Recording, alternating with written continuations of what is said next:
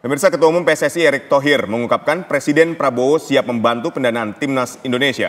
Dana yang dijanjikan di atas 200 miliar rupiah untuk membiayai kualifikasi Piala Asia, Piala Dunia, serta pengembangan sepak bola di tanah air. Erick juga telah menyurati Menteri Keuangan Sri Mulyani soal alokasi dana untuk pengembangan sepak bola di tanah air. Akankah Indonesia menambah pemain naturalisasi agar timnas lolos ke Piala Dunia? Siapa saja pemain yang layak diincar? Untuk membahasnya telah bergabung di studio bersama kami ada mantan pemain timnas Indonesia Perry Sandria dan juga pengamat sepak bola Akmal Marhali. Selamat petang semuanya. Selamat petang, kita Mbak menuju Gina, ke Mas Adit. Ya, ke Bang Perry dulu. Kita mau siap. dengarkan perspektif dari mantan pemain timnas Indonesia. Dengan adanya rencana untuk pengucuran dana di atas 200 miliar dari pemerintah ini gimana, Bang? Saya rasa ini buat timnas Indonesia ini angin segar ya. Saya rasa dana yang dikucurkan 200 miliar dari Presiden kita Pak Prabowo buat timnas kita, saya rasa ini sangat positif sekali ya untuk kedepannya menuju ke Piala Dunia. Dan dana ini juga bukan untuk tim senior aja, mungkin juga dana ini juga akan dikucurkan ke tim U20, ke tim U17 yang mengikuti kualifikasi Piala Asia dan U20 ke Piala AFF. Saya rasa ini sangat angin segar banget ya gitu ya. Iya, ini angin segar, tapi gini, kalau kita bicara soal pengembangan dunia sepak bola sebagai mantan pemain timnas, apa aja sih Bang variabel-variabel yang memang itu perlu dibenahi? Yang perlu dibenahi ya terutama di usia dini ya gitu. Karena usia dini memang saat ini memang sangat kurang kali untuk pendanaan gitu ya. Yang pastinya dalam olahraga khususnya sepak bola, mungkin di olahraga lain juga mungkin perlu dana yang cukup buat untuk kedepannya gitu. Kalau di olahraga ini hanya dananya hanya setengah-setengah, saya rasa ini nggak akan mungkin bisa berjalan gitu lah. Karena memang di olahraga ini memang dibutuhkan dana yang besar, apalagi di sepak bola khususnya. Baik, kita ke Mas Akmal. Ya. Mas Akmal melihatnya kucuran dana 200 miliar. Tadi Bang menyatakan bahwa ini angin segar nih untuk persepak bolaan kita. Ini seperti apa Anda menilainya? Ya, ini kenaikan kalau menurut saya sekitar 30% dari bantuan pemerintah sebelumnya ya. 120 miliar untuk kita sebagai tuan rumah Piala Dunia U20 yang kemudian berganti menjadi Piala Dunia U17. Jadi menurut saya bantuan yang sangat besar ini harusnya bisa dimaksimalkan ya untuk bagaimana membuat sepak bola kita yang pertama ya, mengindustri dan berprestasi. Tapi yang sekarang kita lagi kejar adalah prestasi. Ada 3 event yang diikuti oleh tim nasional kita ke depan. Yang pertama adalah tim U17 akan ikut Piala Asia. Kalau kita lolos sampai babak 8 besar, kita akan lolos ke Piala Dunia. Tim nasional U20 kita akan tampil di event Piala Asia juga. Kalau sampai masuk semifinal kita akan lolos Piala Dunia. Sementara tim nasional senior kita saat ini sedang berjuang untuk lolos langsung di Piala Dunia atau lolos ke babak keempat kualifikasi Piala Dunia 2026 grup C zona Asia. Artinya ini momentum buat PSSI mendapatkan perhatian khusus dari pemerintah. Kalau menurut saya ini sepak bola sudah mendapatkan perhatian sangat luar biasa ya. Sejak zaman Pak Jokowi misalnya ada Impres Percepatan Pembangunan Sepak Bola Nasional nomor 3 tahun 2019 di mana di situ melibatkan banyak instansi pemerintah, ada 14 instansi pemerintah dalam rangka membangun sepak bola kita ini bergerak dari level usia dini sampai kemudian ke kompetisi profesional, pembangunan stadion-stadion di setiap daerah. Namun demikian ini menurut saya belum begitu efektif berjalan ya, karena misalnya kalau Menteri Pendidikan bikin Liga Siswa, Menteri Agama bikin Liga Santri gitu kan, atau Menteri Perumahan Rakyat bikin Liga Rusun gitu kan. Nah, tapi ini belum berjalan secara efektif. Saya pikir kalau ini berjalan secara efektif, semua instansi-instansi yang ada di Impres itu bisa menjalankan kegiatan sepak bola lewat dana CSR atau lewat dana hibahnya. Saya pikir sepak bola kita akan punya potensi berkembang sangat pesat. Karena bagaimanapun Adit, tim nasional yang kuat itu lahir dari pembinaan yang hebat dan kompetisi yang sehat. Nah, pembinaan ini yang sekarang ini harusnya menjadi fokus PSSI setelah tim nasionalnya sekarang ada di puncak. Jangan sampai kemudian regenerasinya tidak ada. Ketika prestasi bagus, regenerasi nggak ada, yang ada adalah prestasi akan menurun. Dan ini sebenarnya problem yang kita hadapi. Kita juga punya payung hukum, misalnya Undang-Undang Keolahragaan ya nomor 11 tahun 2022. Di situ kan tugas pemerintah salah satunya adalah membina dan menciptakan pemain-pemain potensial. Bahkan kalau bicara negara, saya pikir negara memang harus bersinergi di bidang olahraga. tidak hanya sepak bola ya, di bidang olahraga lain untuk memberikan pendanaan yang khusus. Bahkan saya pernah mengusulkan kalau perlu menterinya dipecah, menteri olahraga tersendiri gitu, menteri pemuda tersendiri, sehingga kemudian pendanaannya jelas dan juga arah tujuan jelas. Karena hanya ada dua momen di mana bendera sebuah negara dikibarkan. Yang pertama adalah kunjungan kepala negara sebuah negara ke negara lain. Yang kedua prestasi di cabang olahraga. Hanya dua momen itu. Lagu kebangsaan sebuah negara. Jadi betapa besarnya olahraga, apalagi sepak bola yang menjadi... Tapi gini, kita ingin fokus dulu soal tadi, ada peningkatan anggaran 30% dibandingkan dengan periode sebelumnya. Karena tadi Bang Akmal juga menyampaikan bahwa pembinaan ini menjadi skala prioritas kalau kita bicara ada penambahan anggaran. Betul. Tapi bagaimana dengan penambahan pemain? Ya, penambahan pemain saya pikir itu sudah menjadi programnya PSSI ya. Yang saya dengar PSSI akan melakukan penambahan pemain keturunan misalnya untuk lini depan yang menjadi problem saat ini. Salah satu nama yang sudah salaman sama Pak Erick Thohir salah satunya oleh Romani yang kemungkinan 20 Maret 2025 ketika kita berhadapan dengan Australia di Australia itu kemungkinan sudah bisa bermain. Tambah lagi ada Mauro Zilstra juga yang kabarnya juga akan dilakukan proses pewarganegaraan. Itu untuk konteks tim nasional senior ya. Di tim nasional U20 bahkan ada 2 pemain juga yang akan pindah kewarganegaraan ya. Dinaturalisasi ada Dion Max dan juga ada Kevin. Yang dua-duanya juga dalam proses dan kemarin sudah bertemu dengan Ketua Umum PSSI. Artinya ini kan proses sebenarnya pewarganegaraan ini adalah proses singkat atau program jangka pendek. Program jangka panjang saya pikir itu yang paling penting, salah satunya yaitu melakukan pembinaan. Mau sampai kapan kita melakukan program naturalisasi kalau kemudian usia grassroots-nya tidak dibenahi, dan ini saya pikir PR besar. Dan menurut saya untuk kemudian agar semua dana-dana ini bisa dipertanggungjawabkan, saya pikir udah waktunya misalnya Pak Prabowo saya usulkan impresnya Pak Jokowi nomor 3 tahun 2019 digantiin Kepres gitu. Sehingga kemudian payung hukumnya menjadi lebih kuat dan olahraga kita akan menjadi besar, karena kita adalah negara terbesar di dunia saat ini kan, salah satunya selain Cina, India dan Amerika Serikat. Saya pikir kita punya potensi besar di bidang olahraga, apalagi sepak bola. Baik, kita menuju ke Mas Ferry. Mas Ferry, ini kan kita lihat bahwa uang 200 miliar lebih ini tujuannya adalah pertama untuk kita berlaga di Piala Dunia, di Piala Asia dan pengembangan. Kalau kita berbicara di Piala Dunia saat ini, di timnas kita apa yang harus dibenahi dengan uang besar ini? Ya, sekarang yang harus bisa dibenahi masalah uang sebesar ini, saya rasa ya kita harus bisa memanggil seperti ada tambahan pemain naturalisasi, karena ini juga tujuannya untuk kedepannya gitu ya. Saya rasa dengan adanya uang sebesar ini kita harus bisa manfaatkan gitu ya, untuk memanggil juga pemain-pemain naturalisasi yang lebih berkualitas lagi gitu. Apalagi sekarang ini kan ada penambahan pemain naturalisasi seperti Ole gitu. Ya, Anda melihat Ole, kita lihat gambarnya. Bagaimana ketika Anda menilai Ole Romani yang akan memperkuat lini serang kita? Saya rasa adanya Ole ini untuk mempertajam lini depan opsi paling utama ya untuk menggantikan Rafa. Jadi bukan hanya Rafa aja yang harus dimainkan, ini harus ada opsi yang kedua gitu. Terutama ya Ole ini, mudah-mudahan beliau ini bisa bergabung, bisa cepat bermain di waktu lawan Australia nanti. Kita berharap lawan Australia beliau bisa main. Baik, lalu pembenahan apa lagi yang harus juga dilakukan oleh PSSI yang harus dibenahi sekarang ini adalah kita jangan melihat ke atas terus ya. Kita harus bisa lihat juga ke bawah seperti perubahan di usia dini ya. Ini sangat penting kali ya, karena usia dini adalah salah satu untuk tonggak ke depannya untuk menggantikan mungkin yang senior nanti itu. Oke, nah ini tadi menarik ya. Kita menuju ke Bang Akmal. Kalau tadi yang difokuskan adalah soal pembinaan dan juga penambahan untuk pemain-pemain naturalisasi misalnya. Ini seberapa signifikan nanti bisa mempengaruhi peringkat Indonesia dalam FIFA? Karena kan targetnya ini peringkat di 50 ya dalam FIFA di tahun 2045. Tapi jawabannya nanti kita tahan dulu. Kami kembali hadir saat lagi untuk Anda. Baik, kita lanjutkan kembali dialog kita di Kabar Petang. Saya ingin ke Mas Ferry. Mas Ferry, ini kan dalam waktu dekat timnas Indonesia ini akan bertanding melawan Australia di 20 Maret 2025. Ini yang paling dekat. Nah, dengan dana yang besar ini, penambahan pemain naturalisasi ini seberapa banyak yang dibutuhkan oleh timnas kita? Saya rasa kalau untuk penambahan pemain dengan dana begitu besar ini, saya rasa butuh 3 pemain naturalisasi lagi ya.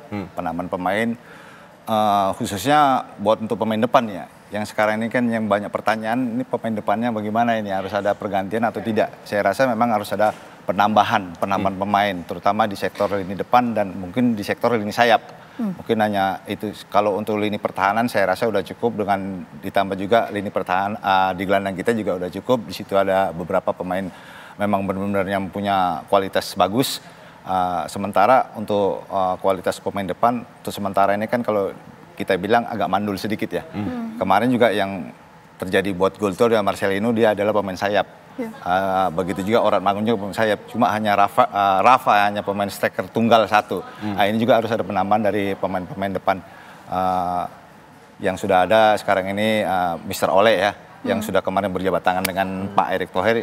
Kita katakan itu udah tanda jadilah gitu ya. Untuk sementara itu ya mudah-mudahan untuk penambahan pemain ini dari naturalisasi ini untuk sektor depan sendiri punya memang benar-benar kualitas di atas Rafa gitu ya, mudah-mudahan. Oke, tapi kalau memang begini, kalau tadi kan ini soal pembinaan dan juga penambahan pemain, tapi dengan anggaran ini sebetulnya kita menunggu nanti keputusan presidennya seperti apa, karena kan ini belum keluar juga kan untuk surat aturan yang berlakunya. Tapi begini, untuk anggaran senilai lebih dari 200 miliar rupiah ini, apakah memungkinkan untuk kemudian penambahan pemain naturalisasi atau gimana itu? Ya, kalau menurut saya sebenarnya penambahan pemain keturunan tidak butuh biaya. Gitu. Kenapa tidak butuh biaya? Kan mereka datang untuk menjadi kembali atas dasar kesadaran diri untuk menjadi warga negara Indonesia gitu kan.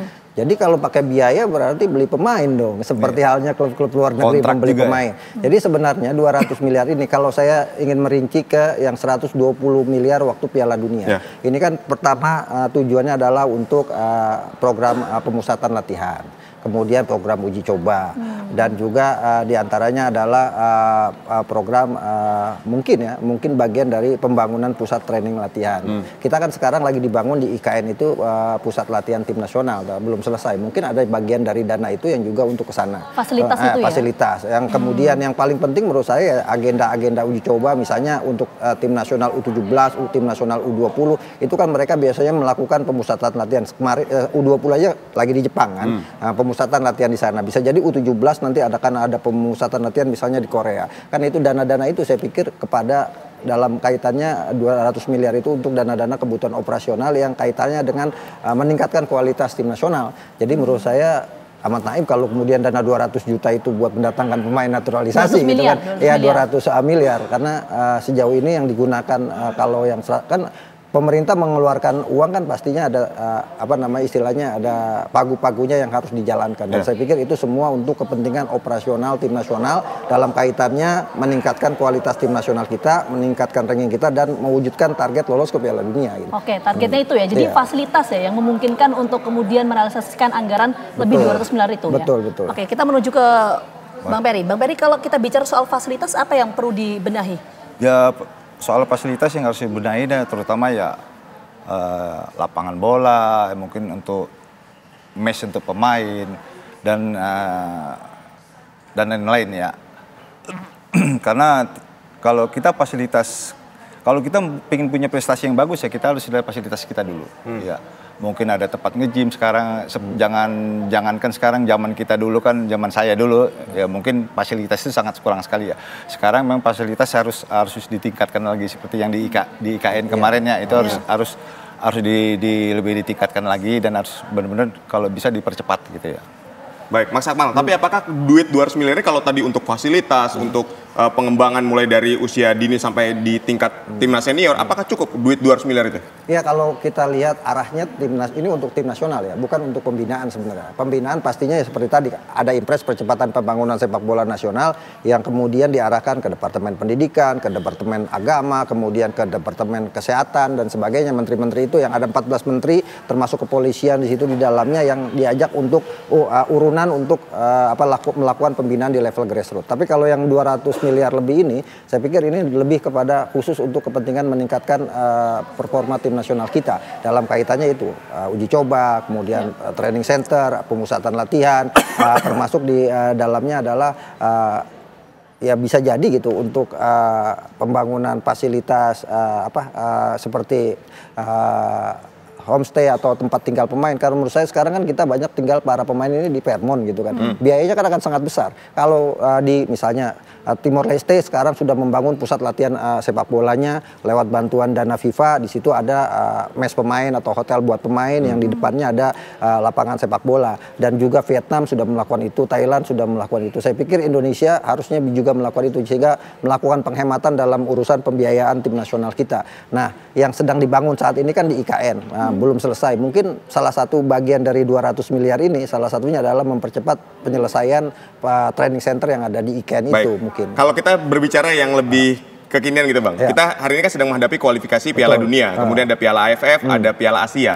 Nah, apa yang harus dibenahi dengan dana yang besar ini? Ya, kalau mikir saya yang paling penting adalah ya jadwal uji coba. Uji coba itu sangat penting loh. Karena kita level kita ingin naik, maka kita harus perbanyak uji coba. Tapi kan uji coba ini juga misalnya untuk tim nasional senior diatur oleh agenda FIFA. Kalau bukan agenda FIFA PSG agak sulit gitu. Nah, ini yang paling penting ketika kita sekarang misalnya dari kemarin selesai 19 November kita melawan Arab Saudi, kita kan baru bertanding lagi nanti tanggal 20 Maret 2025. Artinya ada rentang waktu sekitar 4 bulan. Nah, di situ pun saya pikir perlu untuk pemain dikumpulkan untuk melakukan pemusatan latihan. Kenapa? Karena saya lihat di tim nasional kita kan ini banyak pemain diaspora keturunan yang baru bergabung. Secara chemistry belum terbangun. Sehingga kemudian perlu adanya pemusatan atau pertemuan atau kumpul-kumpul pemain di pemusatan latihan agar chemistry mereka semakin terbangun. Karena PR yang paling penting saat ini adalah bagaimana tim ini bisa bermain mewujudkan target kemenangan. Dan problem itu masih banyak. Sebagai contoh adalah lini belakang sama lini tengah sejauh ini masih sering miskomunikasi dan sebagainya. Dan salah satunya lagi misalnya PR paling depan adalah lini depan kita belum begitu maksimal. Nah, ada problem sebenarnya di tim nasional senior saat ini adalah problem komunikasi gitu kan. Dan ini bisa menjadi hambatan. Kalau saya lihat kemarin ada pertemuan pemain khusus jelang pertandingan melawan Arab Saudi. Nah, ini kan ada sedikit problem yang harus dibenahi walaupun kemudian mencoba ditutupi, artinya ada problem bahasa di situ. Jadi ya mungkin salah satunya adalah mengarahkan pelatih Sintayong untuk kursus bahasa, entah itu bahasa Inggris atau bahasa Indonesia yang menjadi bahasa komunikasi di tim nasional. Di tim nasional kita kan ada yang pakai bahasa Inggris, ada yang pakai bahasa Belanda, ada yang pakai bahasa Indonesia, dan pelatihnya pakai bahasa Korea. Itu kan, ini kan problem tersendiri. Artinya ini yang masih harus dibenahi oleh tim nasional kita. Selain menambah kekuatan, ya mungkin lewat kompetisi kita ada pemain-pemain yang kemudian berkembang dan menjadi menjadi salah satu bisa diandalkan di tim nasional kita selain proyek jangka pendek itu memanggil pemain-pemain keturunan. Penguatan SDM saya ingin itu ke Mas Ferry terlebih dahulu. Mas Ferry, ketika kita lihat bahwa ini kan pertandingan melawan Australia ini masih nanti di bulan Maret, artinya masih ada 3-4 bulan ke depan. Perlu nggak sih kita melakukan uji coba sebelum melawan Australia? Misalnya negara mana yang setipe dengan Australia? Saya rasa kita harus memang butuh sekarang ini, untuk sekarang ini pemain kan hanya berlibur, ada yang kembali ke timnya masing-masing. Untuk pemusatan seperti training camp ini harus memang perlu banget gitu ya. Karena apa, kita adanya pemusatan training camp ini menjalin keharmonisan dalam tim, terutama di chemistry ya. Yang disebutkan oleh Bung Akmal tadi itu benar ya. Salah satu masalah di tim ini sekarang adalah masalah bahasa, komunikasi ya. Sintayong mungkin sudah kurang lebih 3 tahun ada di sini, mungkin kurang lebih ya. Untuk bahasa Indonesia juga dia tidak bisa, bahasa Inggris tidak bisa. Yang hanya bisa dia bahasa Korea. Dan sekarang dia masukkan pemain-pemain naturalisasi banyak bahasa dengan bahasa Inggris. Oke lah, kalau bahasa Inggris kita masih bisa atasi ya. Tapi kalau seperti bahasa ini kan memang dalam pertandingan sepak bola ini harus penting banget ya, komunikasinya harus penting banget karena kalau tidak ada komunikasi dalam sepak bola ini ya, wah, sangat susah banget gitu. Nah, kita fokus lagi ke masalah uji coba perlu tidak dilakukan. Kemudian negara apa yang setipe gayanya permainannya dengan Australia? Ya, saya rasa kalau untuk uji coba ini memang untuk tim nasional ini sekarang ini karena waktu kita ini kan banyak ya, sekitar 4 bulan ini sangat perlu banget untuk uji coba ya. Uji coba yang mungkin yang kita harus butuhkan seperti ya tim-tim Asia ya, seperti Vietnam, seperti Singapura ataupun Malaysia, itu juga tim-tim yang kuat juga untuk tim Asia ya. Mungkin kalau di tim-tim di luar dari Asia, tim Eropa, mungkin kita bisa juga di negara Timur Tengah juga kita bisa ambil juga uji coba. Saya rasa dalam uji coba lebih diperbanyak uji coba ini akan memberikan positif kepada tim nanti untuk bisa lebih bagus lagi untuk menghadapi untuk Piala Dunia seperti nanti kita yang kita hadapi. Australia bukan tim yang kita mudah kalahkan kan gitu. Betul. Saya rasa tim-tim yang harus memang kita uji coba itu tim-tim yang harus di atas kita. Karena kalau di bawah kita mungkin ya nggak bisa juga. Kita harus bisa levelnya harus di atas kita seharusnya. Oke, itu tadi secara teknisnya ya. Tapi bagaimana kemudian kalau kita balik lagi ke tema dialog kita pada sore hari ini, Bang Peri. Jadi ini kan targetnya adalah dengan penambahan alokasi anggaran lebih dari 200 miliar rupiah ini adalah untuk menaikkan peringkat Indonesia di peringkat FIFA ya. Targetnya adalah peringkat 50 di tahun 2045. Lolos Piala Dunia ya. Itu gimana untuk mencapai target itu? Mungkin nggak? Saya rasa dengan adanya 200 miliar ini memang dikhususkan buat untuk Piala Dunia nih ya. Iya. Untuk Piala Dunia untuk tim senior saya rasa juga ini juga harus juga difokuskan juga kepada U20 juga, U17 juga. Gitu. Memang target kita Bapak Presiden memang harus lolos ke Piala Dunia. Ya mudah-mudahan dengan alokasi dana ini bisa berjalan dengan baik. Harapannya begitu ya? Singkat ke Bang Akmal. Bang Akmal, target lolos Piala Dunia dan masuk 50 besar ranking FIFA di 2045, apakah ini realistis? Ya kalau 50 2045 saya pikir realistis ya, dan itu adalah harapan, bahkan Jepang melakukan itu juga gitu. Yang paling penting untuk mencapai itu seperti apa? Harus banyak melakukan uji coba melawan tim-tim yang levelnya di atas Indonesia gitu. Nah ini mungkin yang penting. Cuma permasalahannya adalah Mas Adin, dari rentang sekarang sampai Maret nanti itu tidak ada FIFA Match Day. Artinya para pemain fokus di klubnya masing-masing. Nah ini mungkin yang harus dicarikan oleh PSSI, entah itu PSSI menggelar misalnya pertandingan anniversary apa Jakarta dan sebagainya yang mengundang tim-tim seperti Thailand mereka punya King Cup yang mengundang beberapa negara hebat untuk main melawan tim nasional mereka. Malaysia juga punya event itu, dan kita bisa melakukan itu. Kalau kita menunggu agenda FIFA atau FIFA Match Day ini agak sulit karena memang rentang Januari sampai Maret itu masing-masing klub, apalagi di Eropa semuanya ada Liga Champion dan sebagainya, agak sulit untuk kalau mengumpulkan. Kita misalnya mengundang negara lain, negara apa yang hari ini kira-kira pas lah untuk melawan Indonesia, untuk menambah jam terbang kita dan kekuatan kita? Kalau saya pikir lawan Belanda paling hebat tuh, gitu kan, karena banyak pemain kita dari Belanda juga gitu kan.